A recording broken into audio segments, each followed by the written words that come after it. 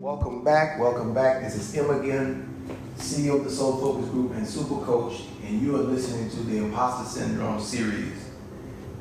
We've been getting some good stuff in this, and I don't know who you are listening to this, but I know that there is so much juicy goodness in it, right? If you dive in it and you lean into it fully, you're going to get something out of this that will transform the way you see yourself, transform you from being disempowered to empowered. Now, I want to talk about for a few minutes on this particular episode, what is it about yourself that you love? What is it about yourself that you appreciate? What is it about yourself that you've identified that makes you different from everybody else? Besides you looking different, besides how your physical features look. Because that's easy, that's a gimme. When you look at someone else, the first thing you notice is that they are not you and you are not them. They are different from you. That's a gimme. That is not the significant thing about uniqueness and one-of-a-kindness and only begottenness. Because we are all only begottens, which means the fact of being unique means that when you were begotten, there was no other one begotten like you.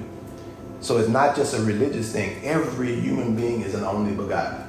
We just haven't been socialized to think of ourselves as an only begotten. But we are a one of a kind, which means only begotten. Now, so think about that for a minute. Take a deep breath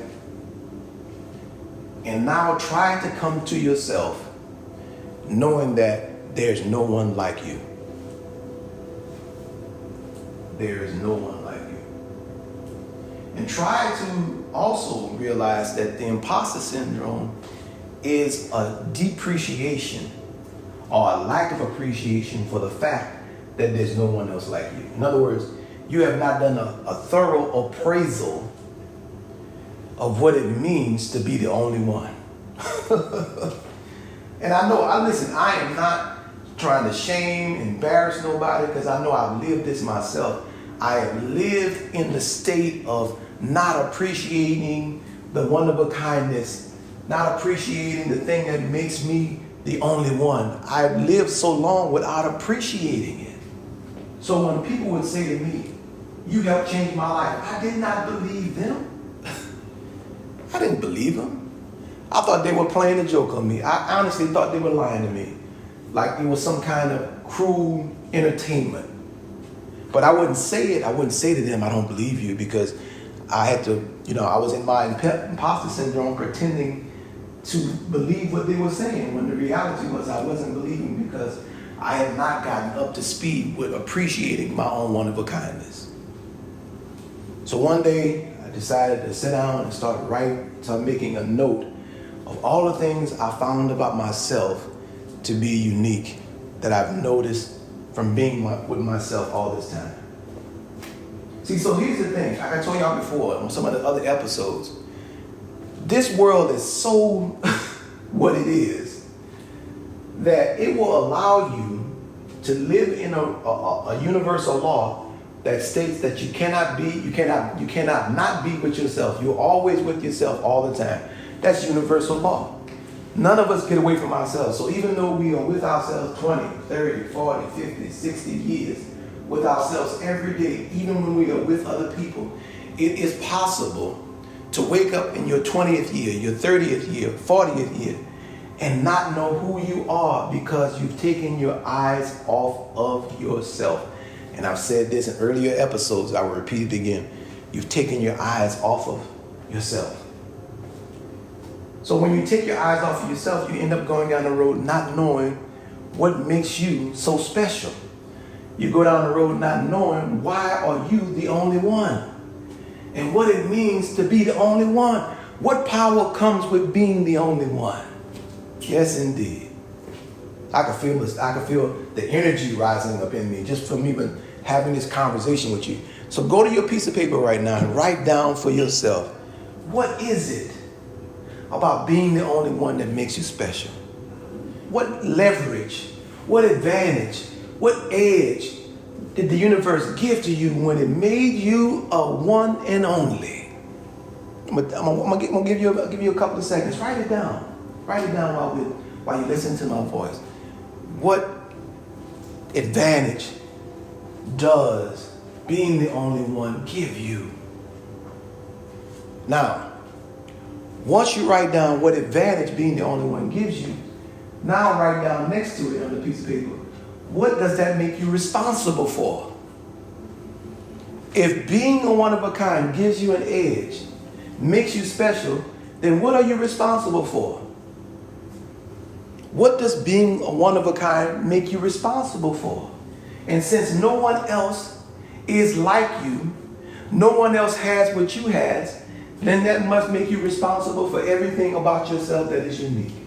And trust me, that is the main job you have, is to accurately represent that uniqueness, which I say and have been talking about before. I just called it your internal source, your internal reality, your internal resources. But I'm talking about the thing that makes you a creative genius, the thing that makes you unique. It is your job to understand what your skills, talents, gifts, and abilities are and how to properly apply them. That's your job. We are to spend our life working to discover how to maximize the full potential of the gifts we asked for before we came into this world. Because our life and who we are represents all those things all at one time. Now, here's the thing. Every time you show up as your authentic self, you bring to bear to life all of those skills, all of those abilities, all those gifts, all that creative genius. But each time you show up as an imposter, you leave those gifts behind.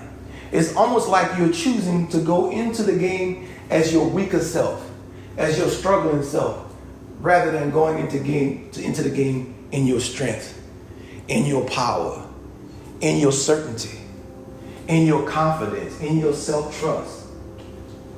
I want you, as you go through this series and continue to go through this series with me, to start acclimating yourself to what makes you special.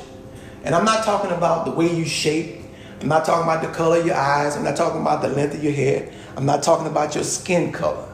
Because all that stuff is really, when it comes down to it, it really is not the thing that makes you who you are. What makes you who you are is the gifts that you come into this world to contribute. It's the way you naturally express yourself through those things. So those things are part of your, or extensions of your natural expression.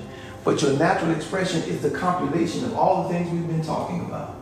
And every time you show up as an imposter, you leave behind the thing that makes you powerful, special, and a one of a kind.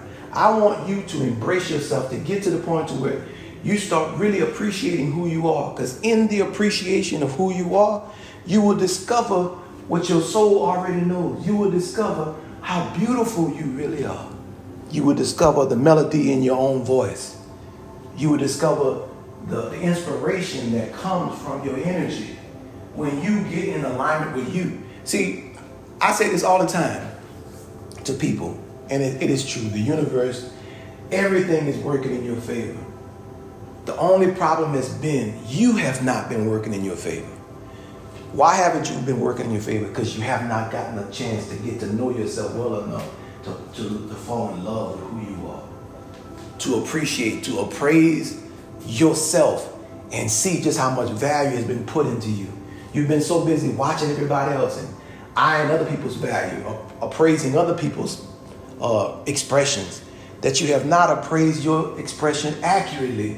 Because if you praise it accurately, then you see that it's one of a kind. I remember saying this to a group of people. I said, listen, if I gave you a gift, let's say a Picasso or a Rembrandt or some other expensive one of a kind piece, what would you know not to do to it? And people would say to damage it or to destroy it or keep it in a place where it can get wet. And I said, yeah, that's true. But the one thing that you would know is that if you did anything to alter this one of a kind piece, it automatically loses its value. Now, how are you going to know that about a Picasso and don't know that about yourself? I'm M, CEO of the Soul Focus Group. You're listening to the Imposter Syndrome. Thank you for listening. Dig into this. Get yourself out. Learn to appreciate the totality of who you are, and your life will never be the same again.